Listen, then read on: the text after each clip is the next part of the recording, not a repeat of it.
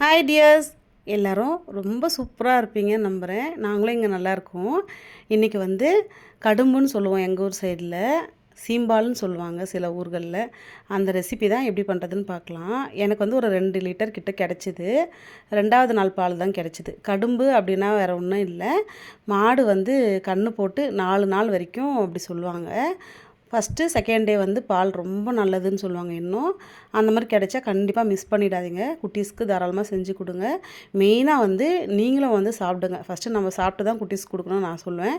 நிறைய health benefits இருக்குது இதில். இது வந்து நான் 2 வகையை இன்றைக்கி உங்களுக்கு செஞ்சு காட்ட போகிறேன். ஃபஸ்ட்டு வந்து பாலில் தண்ணி எதுவுமே மிக்ஸ் பண்ணக்கூடாது. இது கொஞ்சம் எல்லோயிஷாக இருக்கும். நம்ம வந்து வடிகட்டி ஒரு அகலமான கடாயில் ஊற்றிக்கலாம். அடி பிடிக்கிற மாதிரி இருக்க கடாயை இதுக்கு யூஸ் பண்ணக்கூடாது. நல்லா கனமாக இருக்கணும். நம்ம வந்து ஊற்றிட்டு அப்புறம் நல்லா மிக்ஸ் பண்ணிவிட்டு தான் அடுப்பில் வைக்கணும்.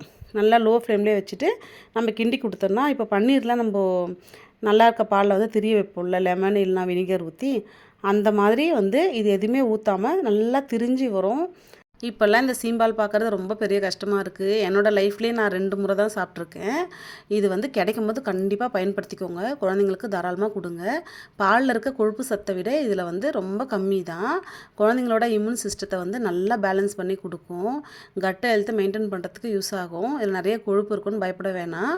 நம்மளும் வந்து அடிக்கடிக்கு எடுத்துக்கலாம். அடிக்கடிக்குன்றத கிடைக்கும் போது கண்டிப்பாக மிஸ் பண்ணாமல் எடுத்துக்கணும். இப்போ வந்து ஓரளவுக்கு திக்கான கன்சிஸ்டன்சிக்கு வந்துருச்சு. நான் 2 ஏலக்காய் தட்டி சேர்த்துருக்கேன். இனிப்பு வந்து உங்களுக்கு தேவையான அளவுக்கு நீங்கள் ஆட் பண்ணிக்கோங்க. நான் இன்றைக்கி ரொம்ப மைல்டாக தான் ஆட் பண்ணியிருக்கேன். வெறும் வெல்லம் வேணுன்னா கூட ஆட் பண்ணிக்கலாம். வெல்லம் வந்து சுத்தமாக இருக்கான்னு பார்த்துக்கணும். ஏன்னா மண் கல் இதெல்லாம் இல்லாமல் பார்த்துக்கணும். என்கிட்ட வந்து நல்ல வெல்லம் தான் இருந்துச்சு. அதையும் ஆட் பண்ணிட்டு கொஞ்சம் சர்க்கரையும் ஆட் பண்ணி நல்லா கலந்து கொடுத்துட்டேன். இது வந்து கொஞ்சம் ஈரப்பதமாக தான் இருக்கும்.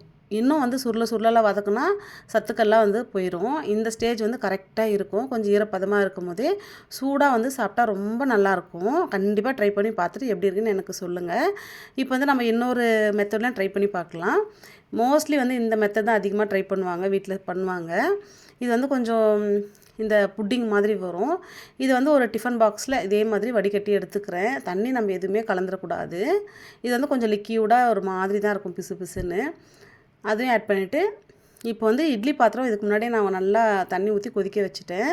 இப்போ ஏலக்காய் 2 தட்டி போட்டு சுக்கு மெயினாக இதில் ஆட் பண்ணுவாங்க. என்கிட்ட சுக்கு பொடி இல்லை, அதனால் வந்து 2 ஏலக்காய் கொஞ்சமாக மிளகு தட்டி சேர்த்துருக்கேன். சேர்த்துட்டு அதே போல் இனிப்பு நம்மக்கிட்ட எண்ணெய் இருக்கும், சக்கரை இருந்தால் சக்கரை, இல்லை வெல்லம் இருந்தாலும் வெல்லம் ஆட் பண்ணிக்கலாம். நான் வந்து வெல்லம் ஆட் பண்ணிவிட்டு நல்லா கலந்து கொடுத்துக்கணும். மிக்ஸ் கொடுத்துட்டு இது வந்து இட்லி பாத்திரத்தில் வேகத்துக்கு கரெக்டாக ஒரு 20 நிமிஷம் விட்டால் போதும். கலந்து கொடுத்துட்டு டைட்டாக வந்து இட்லி பாத்திரத்தில் இருக்க தண்ணி கொதிக்கும் போது இதில் படாமல் இருக்கிறதுக்காக மூடி போட்டு வச்சிடுறேன். இப்போ இட்லி பாத்திரத்தில் வச்சு நல்லா மூடி வச்சிடலாம். 20 நிமிஷம் கழித்து நம்ம எடுத்தோம்னா சந்தேகமே ஆனால் கண்டிப்பாக வெந்திருக்கும். செக்லாம் பண்ணணும்னு அவசியம் கிடையாது. இப்போ வந்து ஒரு தட்டில் வந்து ட்ரான்ஸ்ஃபர் பண்ணிக்கலாம். பண்ணிவிட்டு நல்லா பீஸ் போட்டு சாப்பிட வேண்டியது தான். ரொம்ப டேஸ்ட்டாக இருந்தது. இன்னொரு ட்ரிக்ஸ்னால், இப்போ இருக்க குழந்தைங்களாம் இதை விரும்பி சாப்பிட்றதில்ல. கம்பல் பண்ணாலும் அவங்க சாப்பிட மாட்றாங்க. நான் என்ன பண்ணேன்னா, கொஞ்சமாக சாக்லேட் சிரப் அது இதுன்னு போட்டு கொடுத்துட்டேன். என்ன தான் வந்து நம்ம இதில் ஜங்க் ஃபுட் கலந்தாலும் குழந்தைங்களுக்கு ஒரு நல்லது போனால் போதும்னு சொல்லிட்டு. ஏன்னா என்னோடய லைஃப்பில் நான் 2 முறை தான் சாப்பிட்ருக்கேன். அவங்களாம் இதை பார்த்ததே இல்லை கண்ணில். சரி எப்படியாவது சாப்பிட வச்சா போதும்னு சொல்லிட்டு கொடுத்துட்டேன். நம்ம ஆட் பண்ண இந்த வெல்லம்லாம் கொஞ்சம் தண்ணி விட்டுருந்தது. அப்படியே ரொம்ப சூப்பராக புட்டிங் மாதிரியே இருந்தது.